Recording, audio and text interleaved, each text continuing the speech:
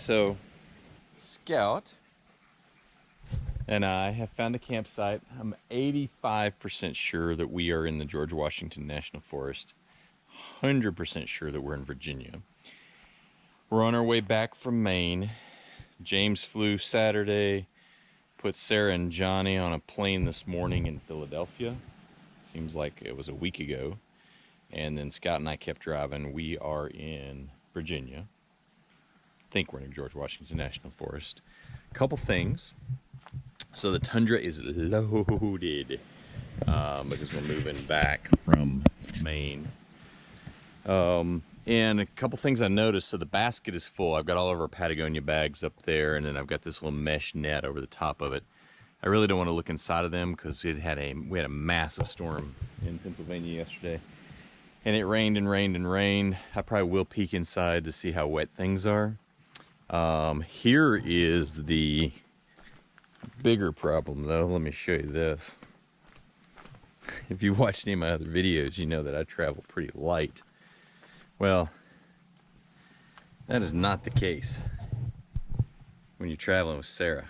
This entire shell is full. So there's no sleeping in the shell tonight unless I want to unpack all of this stuff. And if it was going to rain, then that would be a mess. Scout's wandering around to do something. So I'm going to put Scout's bed out right here. I'm going to hang a hammock right here. I'm going to use my new Western Mountaineering sleeping quilt, which I'll show you in a little bit, tell you what I think about it. And if it does happen to rain, I'm going to put my Slumberjack awning that normally goes on the side of the truck above Scout and I, and that's going to be camp tonight. So it's very much a no-frills campsite, which is fine. Scout's somewhere between a state of confusion and annoyance for being in the car for 8 hours. Right now, I'm going to call Sarah on the satellite phone because I have no regular phone service here. And I think she's trying to do something crazy like buy a house or something. So I got to make sure that I have a conversation with her about that. Anyway, I'll check back with you as we kind of get camp going here. We're not cooking tonight. We've got Jimmy John's. I went to Jimmy John's, and I don't go to Jimmy John's a lot. But I was like, oh, you know, what sandwiches you have? 8 and 16. Okay, well, give me the super or big or large or whatever it's called, because I'll eat part of it for tonight. I didn't realize that sandwich, 18 inches, is 1.5 feet. And as I say it like that, then it makes a lot more sense. This thing was huge. So I had half for lunch. I'm going to have half for dinner. And I have a bottle of bourbon, Knob Creek 12 Ret, no ice. I have some simple syrup and some bitters, but I don't think I want to make lukewarm old fashions. And I'm not going to bother freezing anything in the Alpicool. So, Scott, we're probably just sipping Knob Creek 12 neat tonight. There is a little bit of trash at this campsite we'll have to pick up, but hopefully not too much. So, anyway, that's the story for now. So, since Scout's cancer diagnosis, we've switched him over to raw food. And actually, I'm pretty certain it's one of the reasons he's still alive, because they told us he was going to live like 2 weeks, which, as you can imagine, was devastating. That was 3 going on 4 months ago, and I think one of the reasons is because of the raw food. This is pork. It's from a company called Primal. We've done Farmer's Dog for a while. That seemed to work great. Did this company called Answers on the island up in Maine. That also worked great. And we were mainly doing this Primal because they have a venison that he really likes. Venison's pretty expensive. And they were out of venison this time around, though, when we were leaving from Maine. And so, to clean my knife up, we did this pork. Hey, you hungry? Come up here. Come up here so you can lay down afterwards. And as you can tell, he has really good food motivation still.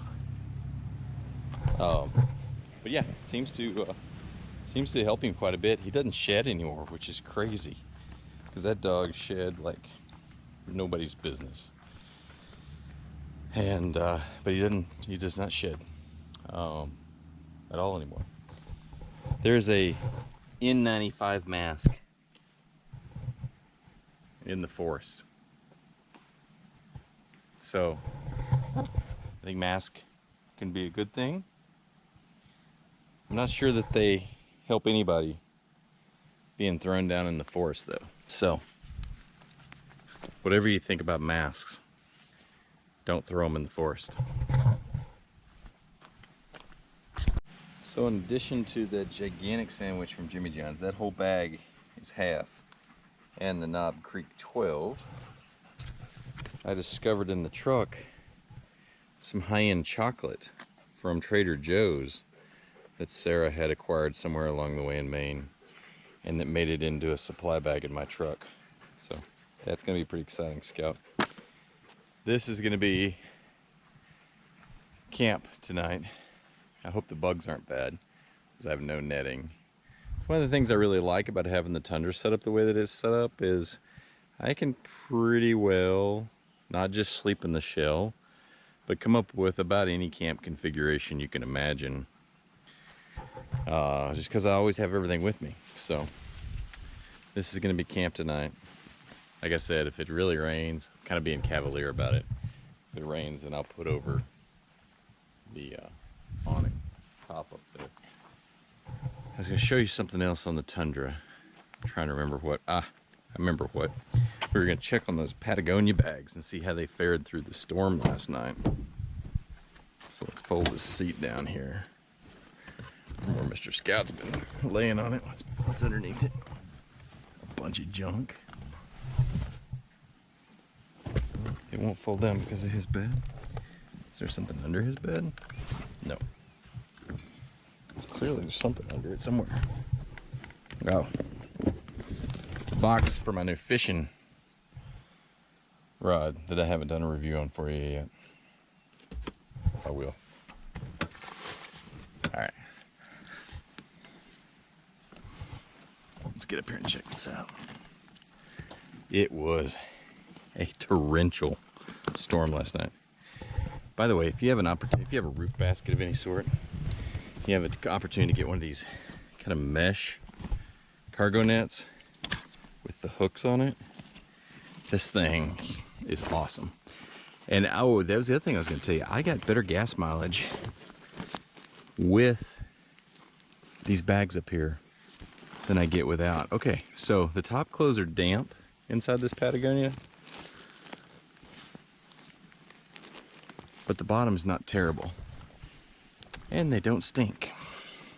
It's only been a day. I'll leave it kind of cracked. So these Patagonia bags are not waterproof, but they're clearly some level of water resistant. Yeah, so this thing just hooks under there, goes all the way around. You can see it just makes this big mesh all over, which is pretty sweet.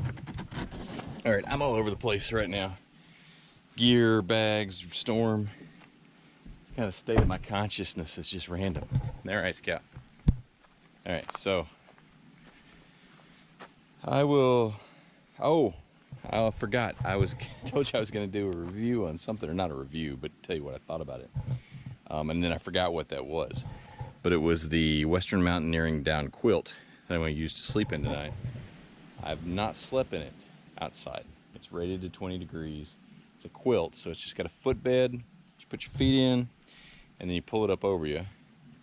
I don't have a sleeping pad to put underneath, so if I remember, I will tell you what I think about it so far once we use it. This is, you can see the size there. It's going to be half a sandwich. I couldn't believe it when they handed it to me out the window. It was like sticking out of the bag like this. And I was like, oh, good grief. But it was actually pretty good. Again, not being much of a fast food eater, trying not to be. Jimmy John's is pretty solid. This is the Italian nightclub. The bread's good, the lettuce is good, meat's good, olive oil. Not bad. Check this out. So, again, I'm braiding Sarah's goodie bag. So it's a dark chocolate, and it has 70 milligrams of caffeine per bar. I think that's like a cup of Starbucks coffee. But the other kind of cool thing is it has these little mini bars in here. Each one of these is 70. So if you ate this whole thing, 240 milligrams of caffeine, you would be jacked. But it's early today too, so it is 3:10. Seems kind of early to stop to get a campsite. Kinda. I actually thought we might be stopping earlier, but we've been in the car for. Scout loaded up at 6 this morning, and he's pretty well been in there ever since. And so I wanted to kind of give him a break. Plus, I like to get to a campsite early, so you can kind of get a feel for a place. So we got kind of a long, quiet afternoon. I got a couple things to do on my laptop for work, so I may do that later tonight if I can find the motivation. I just woke up in that hammock. There's something walking through the woods. Huh? It's a backpacker. A mountain biker woman. Oh, that was boring. So here's a little gear review for you on the Waterport that I have here in the truck that I use for running water. 2 months ago, this is kind of a long-term gear review, I guess you could say. 2 months ago, I was leaving and packing up, and I had broken the hose over the winter. It had frozen, broken, so I had ordered a new hose, and I guess right before I packed up to leave, I filled the Waterport with the hose and let it self-pressurize, and then I forgot about it. And then tonight, I needed to rinse out a shot glass, and I was going to get a thing of water out of the truck, and I thought, oh, let me see if it's a pile full of gear right now, but let me see if by chance I have water in the Waterport. And 2 months later, not only do I have water in the Waterport, but it still has pressure, and I turned it on and I've got running water. So that's pretty impressive. So nice job, Waterport. Just wanted to give you a shout out there that 2 months later, I'd forgotten that I had put water in the Waterport and pressurized it, and it's still running 2 months later. Didn't leak any of the pressure off. It's pretty impressive. Nice job. All right, I have no ice, and I was going to make an old-fashioned, so I'm going to improvise here. I'm going to pour a shot of Knob Creek, just straight bourbon, and sip on that, and then I'm going to put the Knob Creek and the simple syrup into the freezer and let it sit there for a while and get it cold. See how that works out for making an old-fashioned.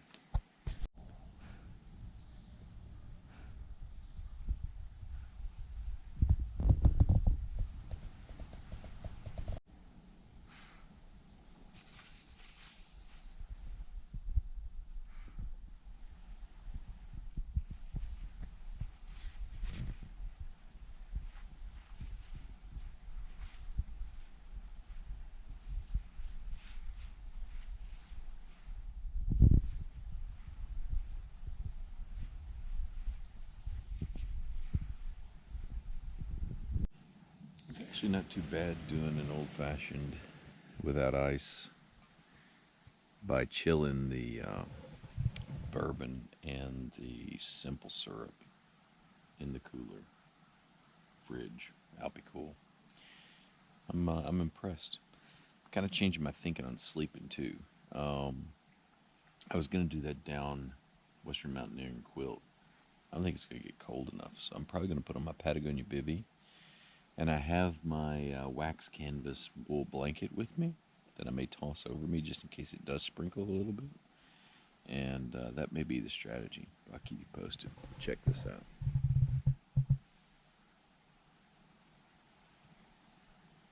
That's my buddy.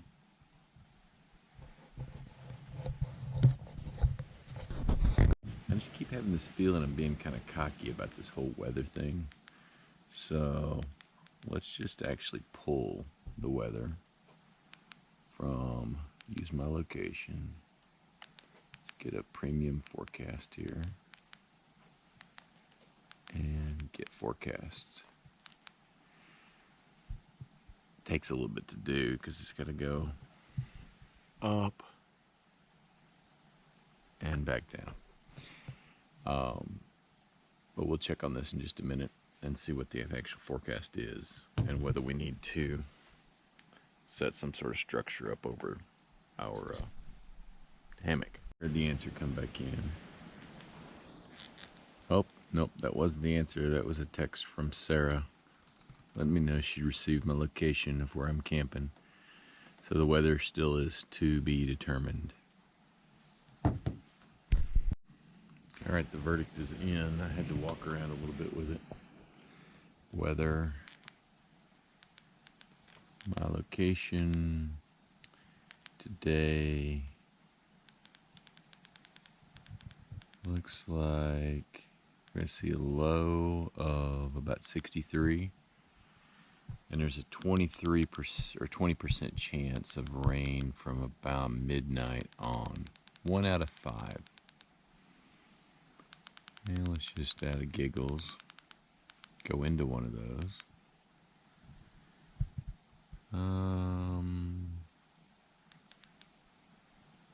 Wind 4 miles an hour, gusting to 7, 30 milligrams of mercury, humidity 80%. I think it's worth chancing it, especially if we can just kind of toss a wax canvas blanket over the top of us. So if it does rain a little bit, it just beads off. That's what I'm going with. I'm going to chance it. You may see an update in the middle of the night where it's torrential downpour. Something just keeps telling me I need to check the weather, But it doesn't really look like I need to check the weather. But you never know. But we'll chance it. Won't we, Scout? I think my battery died mid-sentence there. I'll have to see in editing. But anyway, what I was saying is this Scout really doesn't care one way or the other. So we'll chance it with the rain and make it work. You'll never see it, but right over there, a deer just crossed the road. Something spooked it out of the woods back here. See if another one shows up. I'm not getting the big camera out tonight for the zoom. Oh my gosh, I don't know if I come close enough for me to get it on camera. We got a black bear, though. Coming.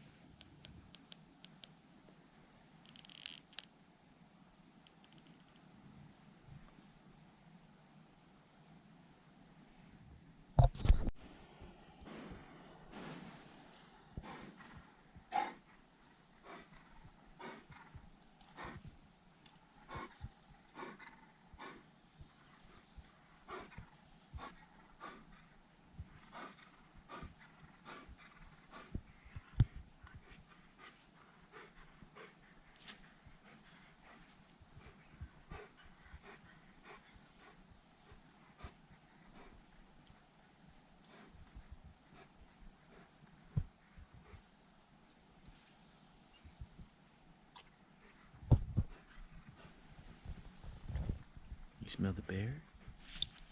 You smell it? Good boy. Alright, if you ever had any question about whether German Shepherds are badasses or not, Scout cannot walk, and he was convinced that he was going to fight the bear. He's resting right now, but he's still on alert. Convinced of it. I have a feeling that may not be the last we see of that young man. I'm going to guess it was probably about a 2-year-old male. And he got 200 feet from Central Camp.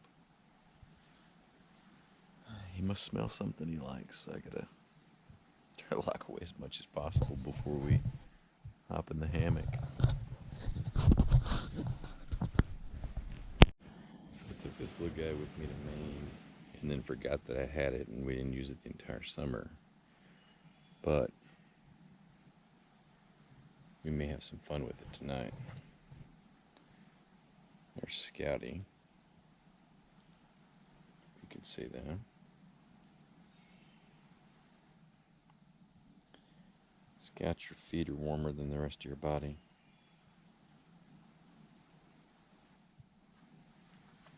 Back over here, so you can kind of tell the difference.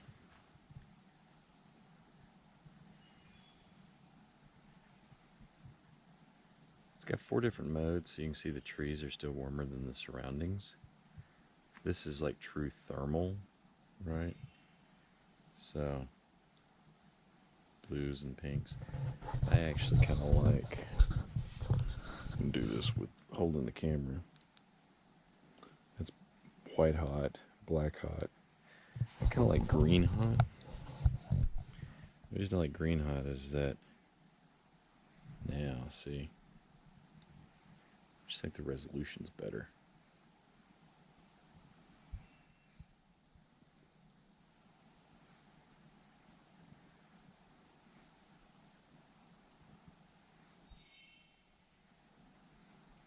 I can still hear that bear walking.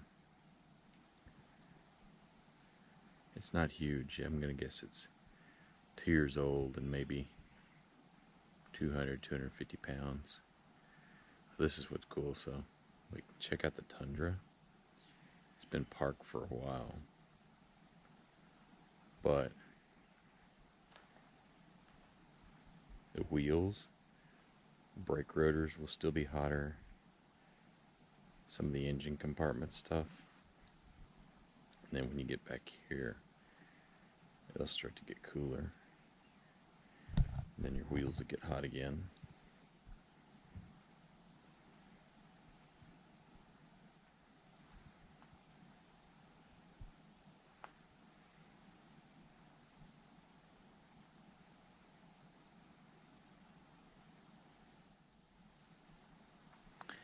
And so you get a lot of noise with this thing. Like that. But when you hit a heat signature, like a true heat signature, boom. Like Scout land there. You know. Because all the noise goes away. And there's Mr. Scout. So, when we get a heat signature out there, you'll know. Be a good thing to use to look for Bigfoot with.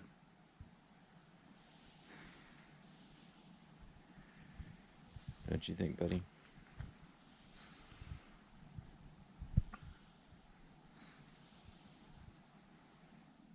Your ears are hot. I bet your sore shoulder.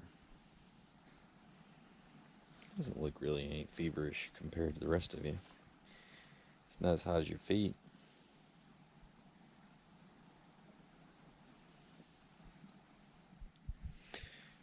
So, this little thing's just handheld right now, but it has a Picatinny rail on it.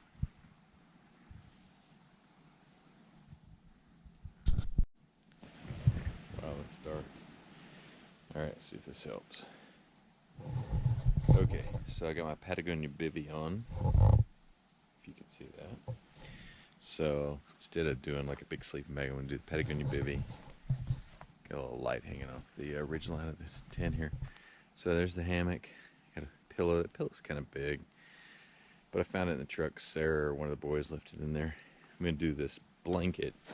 So this thing is wool on one side. You can see that? And then this is wax canvas, which is pretty cool. So I'm going to lay down and kind of cover up with that. I really don't need this, per se, for warmth. It's more, it'll be a nice water barrier if it does sprinkle, but it's not supposed to really. Scout, I've got his normal travel bed down. I went ahead and put his sleeping bag down on top of it. Got him some water over here. I'm about to give him his Galliprant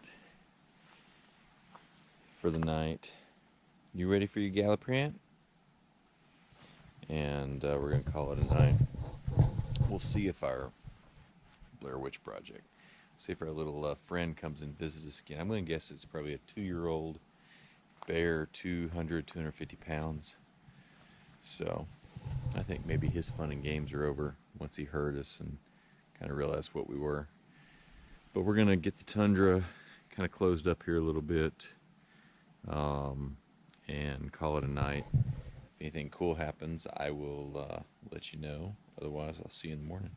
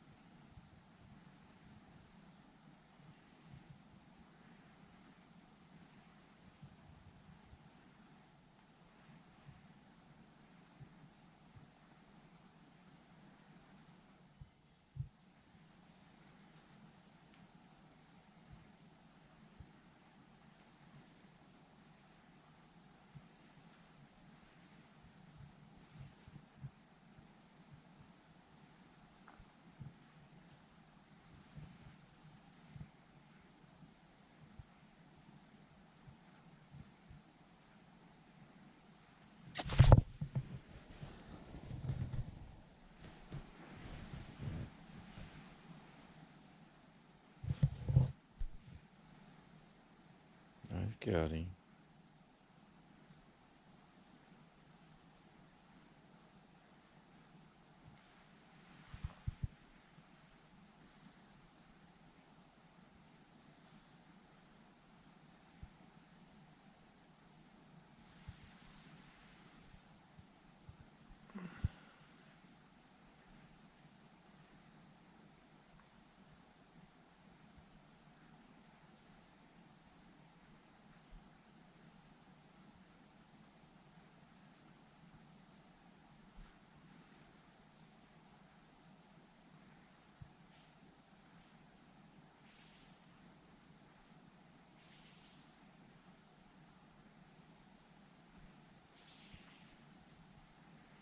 Oh, there's the tundra.